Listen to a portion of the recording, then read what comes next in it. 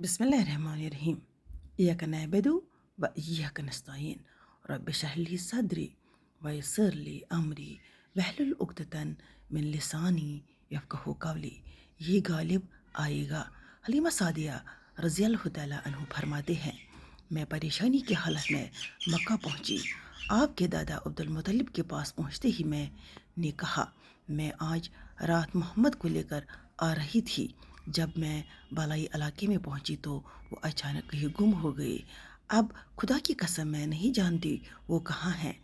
عبد المطلب بھی سن کر فوراً کعبے کے پاس کھڑے ہو گئے. انہوں نے آپ کے مل جانے کے لیے دعا کی، پھر آپ کی تلاش میں روانہ ہوئے. ان کے ساتھ ورقہ بن نوفل بھی تھے. غرض دونوں تلاش کرتے کرتے تہامہ کی وادی میں پہنچے. ایک درخت کے نیچے انہیں ایک لڑکا نظر آیا. اس درخت کی شاخیں بہت گھنی تھی. عبد المطلب نے پوچھا، لڑکے تم کون ہو؟ حضور صلی اللہ علیہ وسلم چونکہ اس وقت تک قد نکال چکے تھے، اس لیے عبد المطلب پہچان نہ سکے. آپ کا قد تیزی سے بڑھ رہا تھا. جواب میں آپ نے فرمایا، میں محمد بن عبداللہ بن عبد المطلب ہوں. یہ سن کر عبد المطلب بولے، تم پر میری جان قربان، میں ہی تمہارا دادا عبد المطلب ہوں. پھر انہوں نے آپ کو اٹھا کر سینے سے لگایا اور رونے لگے. آپ کو گھوڑے پر اپنے آگے بٹھایا اور مکہ کی طرف چل کر گھر آ کر انہوں نے بکریاں اور گائے ذبح کیے اور مکہ والوں کی دعوت کی. آپ کی مل جانے کے بعد حضرت حلیمہ سعدیہ حضرت آمنہ کے پاس آئی تو انہوں نے پوچھا، حلیمہ اب آپ بچے کو کیوں لے آئی؟ آپ کی تو خواہش تھی کہ یہ ابھی آپ کے پاس اور رہیں. انہوں نے جواب دیا، یہ اب بڑے ہو گئے ہیں اور اللہ کی قسم میں اپنی ذمہ داری پوری کر چکی ہوں. میں خوب محسوس کرتی رہتی ہوں کہیں انہیں کوئی حادثہ نہ پیش آ جائے، لہذا انہیں آپ کے سپرد کرتی ہوں. حضرت عامرہ کو یہ جواب سن کر حیرت ہوئی. بولے، مجھے سچ سچ بتاؤ، ماجرا کیا ہے؟ تب انہوں نے سارا حال کہہ کر سنایا. حلیمہ سعدیہ نے دراصل کئی عجیب و غریب واقعات دیکھے تھے. ان واقعات کی وجہ سے وہ بہت پریشان ہو گئی تھی.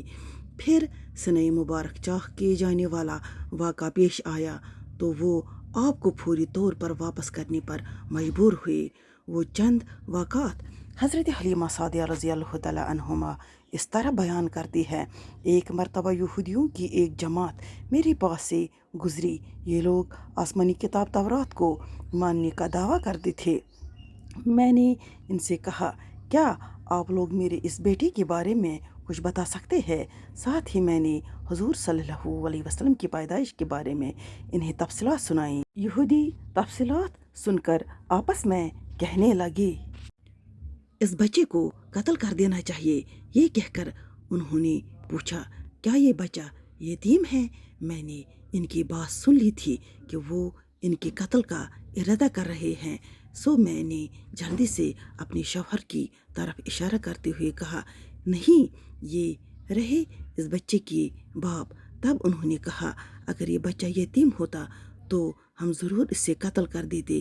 یہ بات انہوں نے اس لیے کہی کہ انہوں نے پرانی کتابوں میں پڑھ رکھا تھا کہ ایک آخری نبی آنے والے ہیں، ان کا دین سارے عالم میں پھیل جائے گا، ہر طرف ان کا بول بالا ہوگا.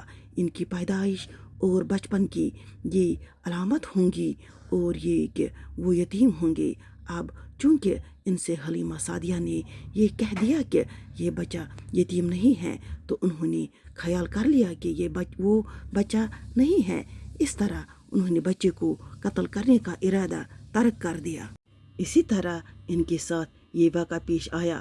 ایک مرتبہ وہ آپ کو عکاظ کے میلے میں لے آئی.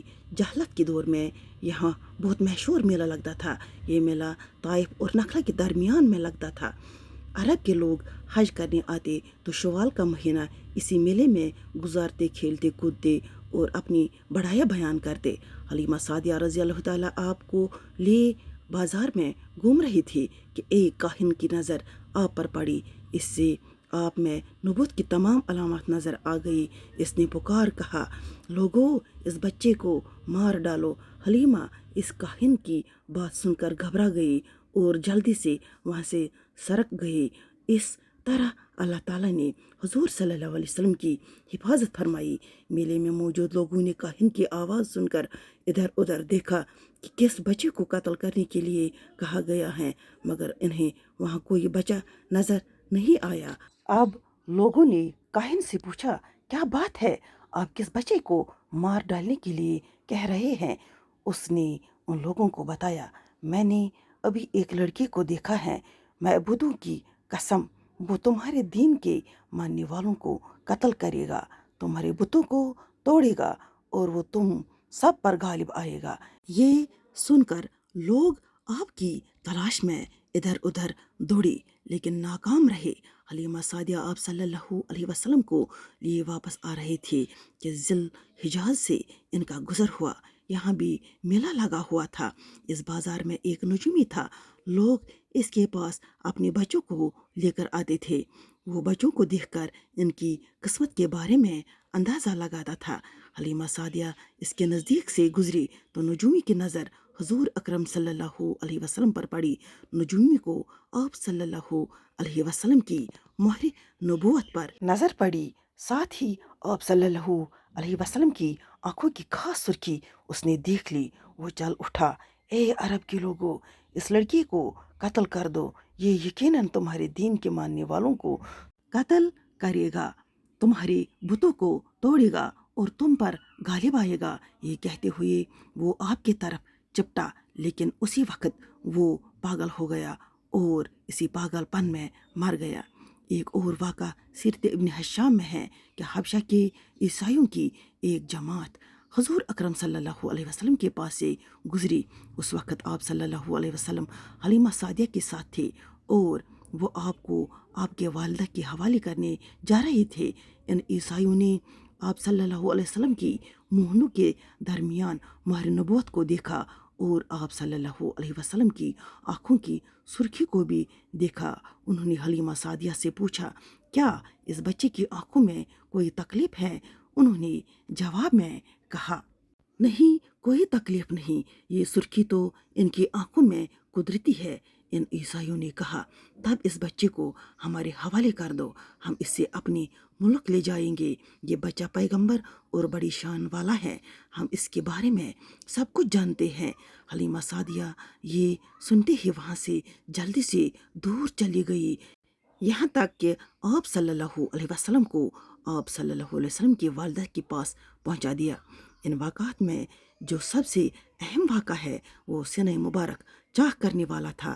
روایت سے یہ بات ثابت ہے کہ آپ صلی اللہ علیہ وسلم کے سینہ مبارک پر سلائی کی نشانات موجود تھے، جیسا کہ آج کل ڈاکٹر حضرات آپریشن کے بعد ٹانکے لگاتے ہیں۔ ٹانکے کھول دیے جانے کے بعد بھی سلائی کے نشانات موجود رہتے ہیں۔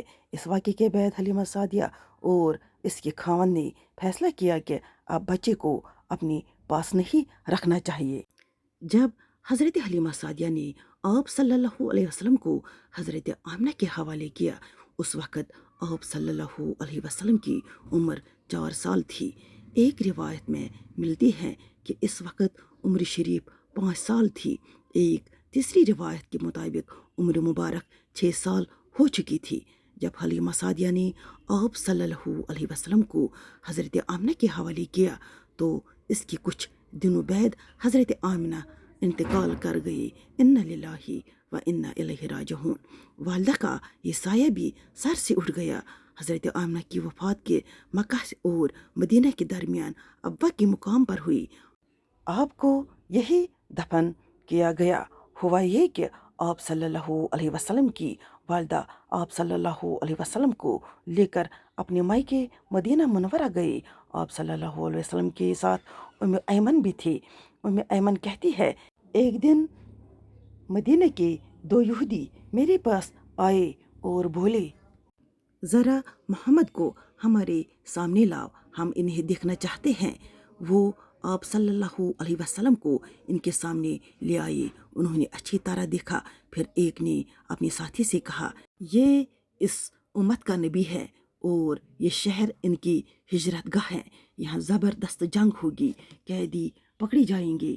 آپ صلی اللہ علیہ وسلم کی والدہ کو یہودیوں کی اس بات کا پتہ چلا تو آپ ڈر گئی اور آپ صلی اللہ علیہ وسلم کو لے کر مکہ کی طرف روانہ ہوئی، مگر راستے میں ہی ابا کے مقام پر وفات پا گئی۔ انا للہ و انا الیہ راجعون۔